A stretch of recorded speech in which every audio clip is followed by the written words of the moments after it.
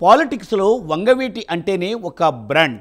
జిల్లాలోనే కాదు రాష్ట్ర వ్యాప్తంగా వంగవీటి కుటుంబానికి ఒక ప్రత్యేకమైన గుర్తింపు ఉంది. దశాబ్దాలుగా రాజకీయాల్లో ఆ కుటుంబం కీలక పాత్ర పోషిస్తూ వస్తోంది. తమ సామాజిక వర్గం గణనీయంగా ఉన్న నియోజకవర్గాలలో గెలుపు ఓటములను వారు శాసిస్తూ ఉంటారు. దాదాపు ప్రతి నియోజకవర్గంలో వారి అభిమానులు కనిపిస్తూ ఉంటారు. వంగవీటి రాధ గత ఎన్నికలలో కూటమి విజయంలో తనదైన కీలక రోల్ పోషించారు. ఎన్నికల్లో పోటీకి అవకాశం దక్కని ఆ మాజీ ఎమ్మెల్యేకు తెలుగుదేశం పార్టీ సముచిత స్థానం ఇవ్వాలని నిర్ణయించిందట. కాస్త టైం పట్టినా తగు విధంగా న్యాయం చేస్తానని రాధాకు చంద్రబాబు హామీ ఇచ్చారట. డీటెయిల్స్ ఈ స్టోరీలో.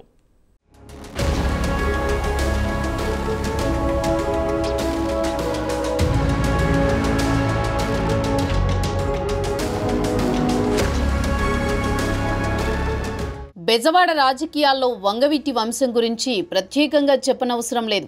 దివంగత మాజీ ఎమ్మెల్యే, కాపునాడు వ్యవస్థాపకుడు వంగవీటి మోహనరంగ వారసుడిగా సమకాలీన రాజకీయాల్లో వెలుగొందుతున్నారు వంగవీటి రాధాకృష్ణ.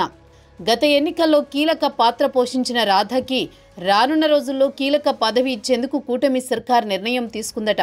1988లో రంగా హత్యకు గురయ్యే నాటికి చిన్న పిల్లాడుగా ఉన్న రాధా 2004లో తొలిసారి కాంగ్రెస్ నుంచి విజయవాడ తూర్పు ఎమ్మెల్యేగా గెలుపొందారు.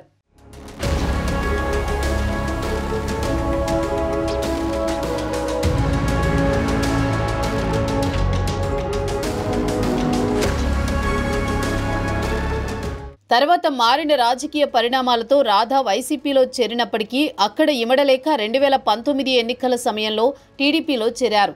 నాటి నుంచి ప్రతిపక్ష పార్టీలో ఉంటూ అనేక ఆటుపోట్లు, ఇబ్బందులు ఎదుర్కొన్నారు. మరోవైపు ఆయన్ని వైసీపీలోకి తీసుకువెళ్లేందుకు మాజీ ఎమ్మెల్యేలు కొడాలి నాని, వల్లభనేని వంశీలు గట్టి ప్రయత్నమే చేశారు. అయినా కానీ రాధా మాత్రం తెలుగుదేశం పార్టీకి కట్టుబడి ఉన్నారు.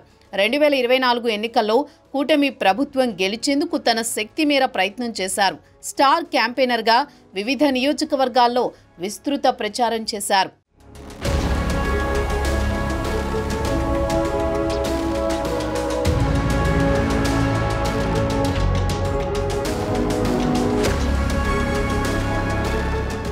రెండు 2019-24 ఎన్నికల్లో నియోజకవర్గాల లెక్కలు కలిసిరాక టీడీపీ వంగవీటి రాధాకు టికెట్ ఇవ్వలేకపోయింది. గత ఎన్నికల ప్రచారంలో చంద్రబాబు స్వయంగా రాధా భవిష్యత్తుకు తనది హామీ అని ప్రకటించారు. కూటమి ప్రభుత్వం ఏర్పడి 8 నెలలకు పైగా అవుతున్నా అది కార్యరూపం దాల్చలేదు.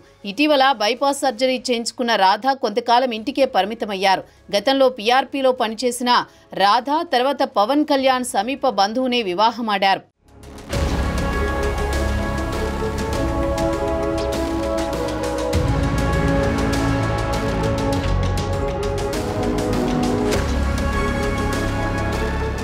ఈ నేపథ్యంలో తెలుగుదేశం పార్టీ నుంచి రాజ్యసభ సభ్యత్వం కానీ, రాష్ట్ర కేబినెట్లో మంత్రి పదవి కానీ వస్తుందని వంగవీటి అభిమానులు ఎంతగానో ఎదురు చూశారు. ఇంతకాలం ఖాళీగా ఉన్న కేబినెట్ పోస్టు రాధా కోసమేనని విస్తృత ప్రచారం జరిగింది. ఆ తర్వాత 3 రాజ్యసభ స్థానాల్లో రాధాకు ఒక్క అవకాశం వస్తుందంటూ మరోవైపు ప్రచారం కొనసాగింది. 3 రాజ్యసభ స్థానాలు ముగ్గురికి కేటాయించడం, ఖాళీగా ఉన్న కేబినెట్ మంత్రి పదవిని జనసేనకు కేటాయించడంతో రాధా అభిమానులు నిరాశకు గురయ్యారు.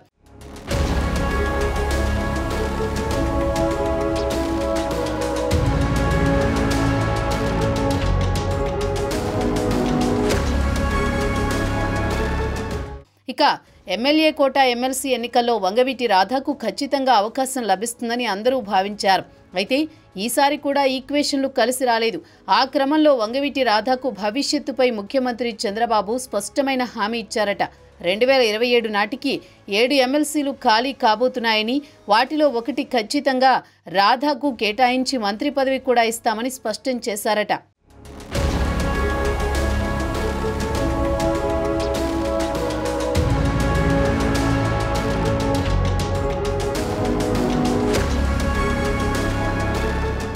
రెండు 2027 నాటికి మంత్రివర్గ విస్తరణ కూడా జరిగే అవకాశం ఉంది. ఇప్పటికే మంత్రులకు సంబంధించి చంద్రబాబు ప్రోగ్రెస్ రిపోర్టులు తెప్పించుకుంటున్నారు.